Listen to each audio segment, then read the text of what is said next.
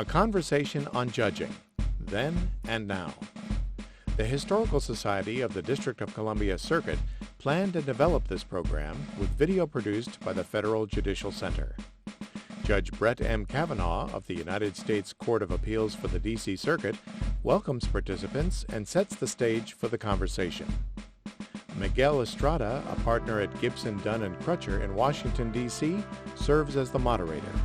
The panelists are Senior Judge Paul L. Friedman and Judge Ketanji Brown Jackson, who both sit on the U.S. District Court for the D.C. Circuit.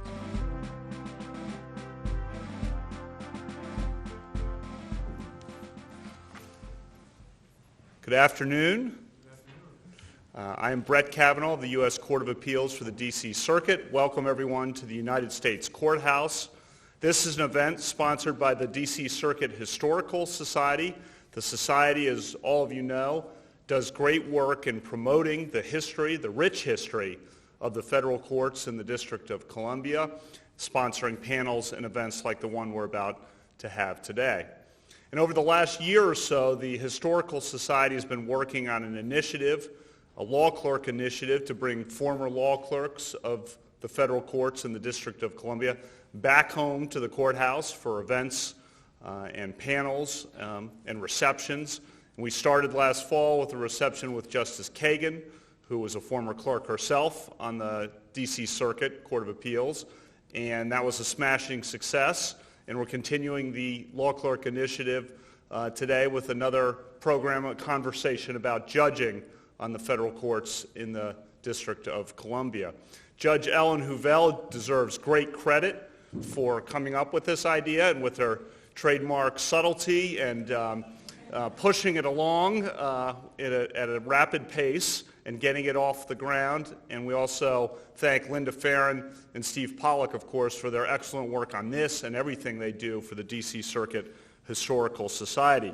Today, our panel, our conversation about judging, we have two wonderful judges who are going to talk about their experiences as judges.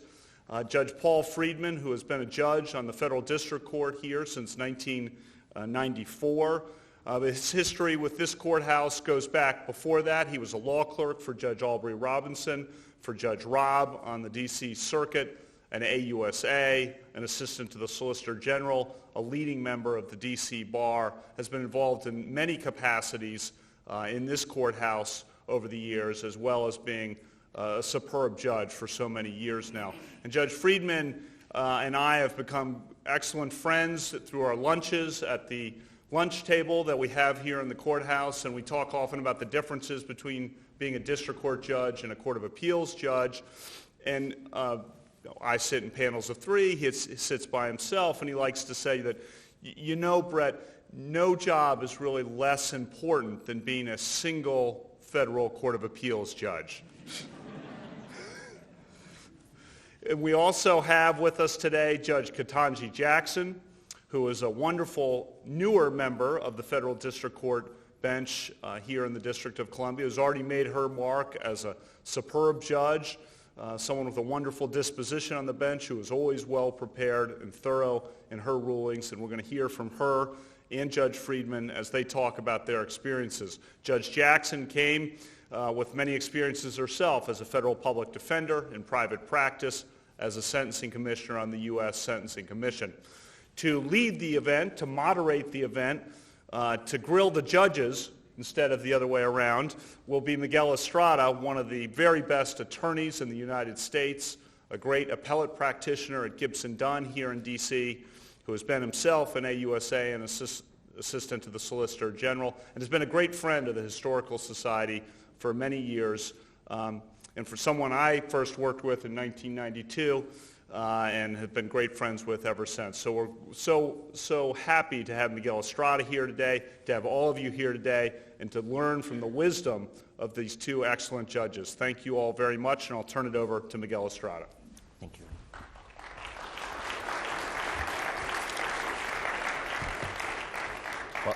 Well, I should start by thanking all of you for coming, and to our judges for being willing to share their insights and wisdom with the rest of us today. We all know they're very busy and that Congress is not giving them any more staff or money. And so it's very good for them to take take the time. Now, the title of this panel is Judging Then and Now. For those of you who may be a little bit confused, Judge Freeman is the then, and Judge Jackson is the now. And so there may be a lot of questions about how things have changed, how cases were handled back where, dinosaurs were, trundled through the earth. We can sort of ask those of Judge Friedman. Computer equipment, email, modern technologies, we can talk to Judge Jackson about. But in any event, they got here by dint of their accomplishments and their talent and their intelligence. But there is still a process for becoming a federal judge, or so I'm told. And so maybe we should start with a small conversation about the confirmation process and how things have changed or haven't changed. How is it that you came to be picked and by whom? What would the process was like? We will start with Judge Friedman. If you would give us your insights of how things were then and how you think they have or have not changed. And then we will ask similar questions of Judge Jackson. Well, the primary thing that has changed was I was nominated during a lovely 2-year stretch when the President and the Senate were controlled by the same party. So what happened in that case was, in the District of Columbia, as you know, we don't have any senators. And no president had ever given any District of Columbia official so-called senatorial courtesy until President Clinton came along. And I guess because Delegate Norton had been very helpful to him during the election, he decided to give her senatorial courtesy and to let her recommend people for the district court to the White House. And apparently committed himself to choose from the people she recommended, and also committed himself, apparently, unlike President Obama, to consider just one recommendation, one name from her from each vacancy.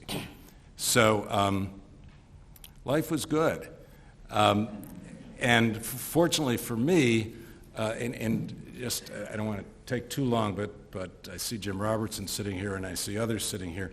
One of my themes when I was president of the D.C. Bar years before that was that we didn't have enough minorities and enough women on the bench, and I pushed that very hard, including going up to the Hill and testifying at the Senate confirmation hearings of a couple of people who work in this building who should go nameless for the moment. And so then here I come. And Delegate Norton had the opportunity to recommend people to a bench that was then made up of primarily white males. The good news for me, at least, was that there were 4 vacancies at the same time. And so she recommended me along with Judge Kessler and Judge Urbina and Judge Sullivan, and about 6 months later recommended Judge Robertson. So that was the easy part. Getting a hearing was still a difficult thing to do because the Senate, schedules hearings for a variety of reasons on different people, and again, we don't have any senators, so somehow the senators' people got hearings before we did. But ultimately, we got a hearing, Judge Urbina and I, along with a fellow named Bill Downs from Wyoming, and Senator Simpson, a Republican, was on the committee. And so he wanted to give Bill a hearing, so Judge Urbina and I got hearings as well the same day. And it was really sort of a love fest. And the best part was when Senator Simpson, a Republican, said to the 5 of us sitting there, "We are about to recommend you to be confirmed as federal judges." That was a nice sentence.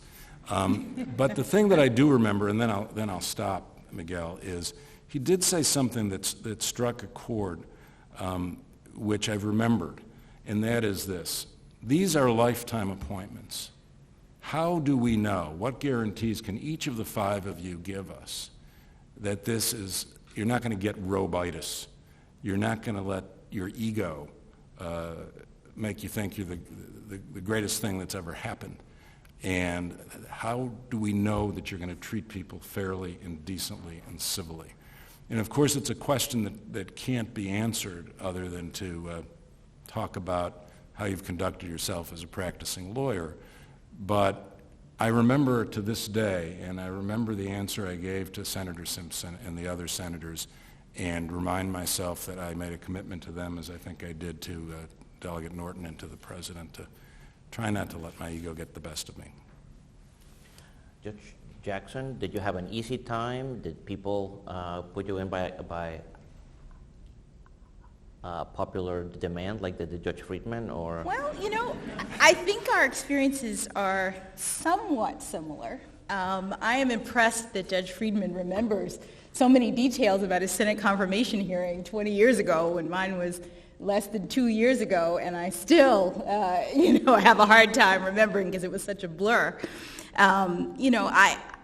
The thing I remember most about going through the confirmation process was how much paperwork is involved. There is a lot of forms that you have to fill out, a lot of people you talk to throughout the process, many, many interviews, not only with Congresswoman Norton's commission, but also people in the White House, people at the ABA, people with throughout different aspects of the process, and that's even before you get nominated. And if you're fortunate enough to get nominated, then you go before the Senate Judiciary Committee, and the lights are, as bright as they are in here in terms of the cameras and the attention, and you do your best not to make a fool of yourself in front of the senators. I think my process was about as good as it could get. I, too, was in a situation in which the presidency and the Senate were controlled by the same party. Which I agree, probably does have an impact on one's progression through the process. But it's still a lot of stress and a lot of waiting because there is a process at the Senate, and it took me 6 months between nomination and confirmation. I've heard that then the time frame wasn't quite as extended, but during that period, it's pretty stressful because you're trying to do your day job, and at any moment you could find out that you have been confirmed, and it affects what you're doing at the time. So, but it all worked out in the end. Did you each have what one might think of as people who were dedicated to helping you through this process at the White House or at the Justice Department? How is it that you were able to go through all of these obstacles and figure out how to get all the forms and fill them out and find, your fifth grade essay on, whatever the controversial topic might be? Who helped you? Well, there was a person within the Justice Department who's sort of assigned to be your shepherd, and they send you the forms and you fill them out, and then they tell you you've done it wrong and you have to redo it, and you go back and forth a lot. But I think the Justice Department is usually the main kind of guide through the confirmation process. Yeah, I had the same experience. There was a person at Justice who was a very good guy and was very helpful and did the same sort of thing. And we had at least one meeting or two meetings over there, and they gave us transcripts of prior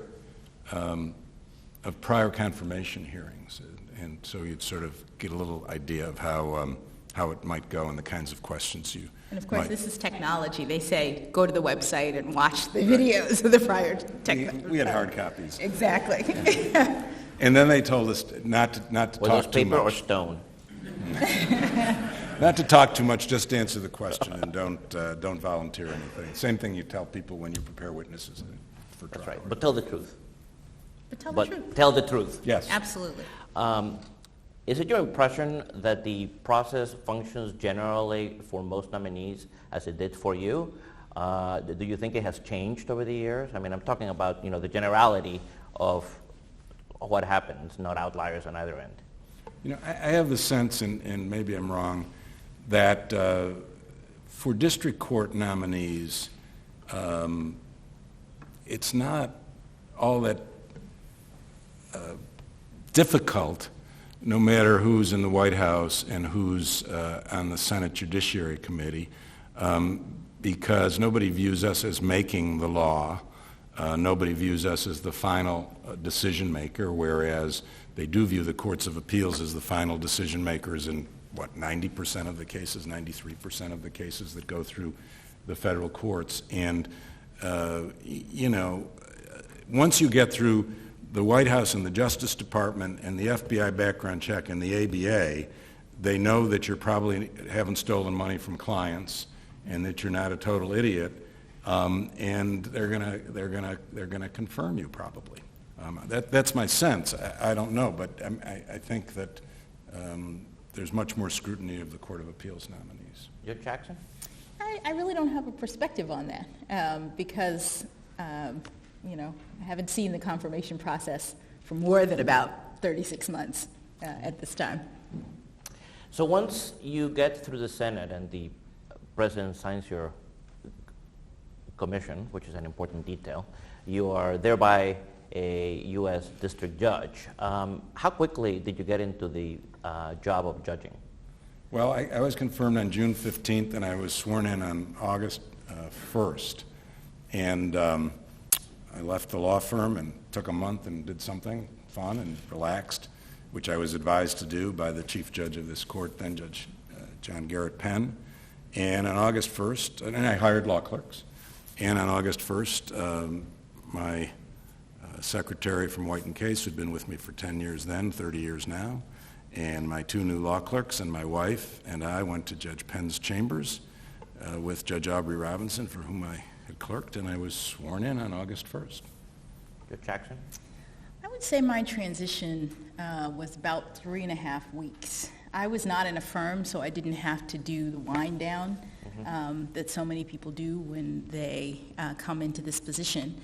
And the clerk's office here is very, very efficient in transferring cases. So as soon as they know that a judge is confirmed, they start, putting cases in the queue for you. And so I had a very, I don't know if it was unfortunate circumstance, because I was away at the time of my confirmation. It was over spring break.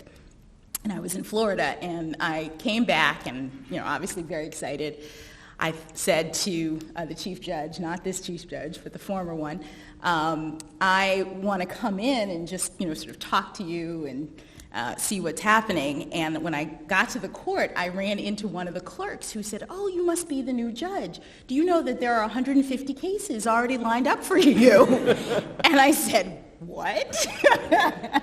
And so I ended up actually coming on quicker than I had anticipated, because I was worried that things were happening in my cases that were not being attended So to. tell me this. When I was a prosecutor in a different district, the lore was that whenever there was a new judge, they acquired a very lengthy docket, most of which was of canine provenance, and that every other judge sort of found a case that they had longed to see go, and that case somehow made its way to the new federal judge. Is that the practice in this district? No, and it was.